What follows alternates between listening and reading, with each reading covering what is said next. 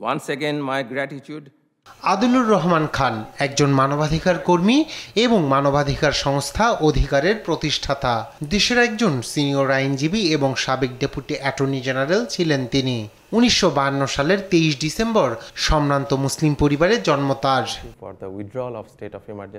ঢাকা বিশ্ববিদ্যালয় থেকে আইন বিষয়ে স্নাতক ও স্নাতকোত্তর ডিগ্রি অর্জন করেন তিনি। বিশ্ববিদ্যালয় জীবনে জেনারেল এরশাদের বিরুদ্ধে গণতান্ত্রিক আন্দোলনে সক্রিয় অংশগ্রহণ ছিল তার।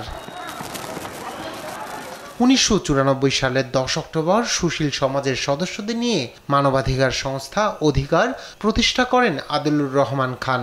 2005 সালের ডিসেম্বরে তৎকালীন সরকার তাকে ডেপুটি অ্যাটর্নি জেনারেল নিযুক্ত করেন। কাজের স্বীকৃতিস্বরূপ রবার্ট এফ কেনেডি মানবাধিকার পুরস্কার, গুয়াংজু পুরস্কার, হিউম্যান রাইটস অ্যাওয়ার্ড সহ একাধিক পুরস্কারে ভূষিত হন আদিলুর রহমান খান। রায়হান কবির শুভ্র, নিউজ ডেস্ক, দেশ টিভি।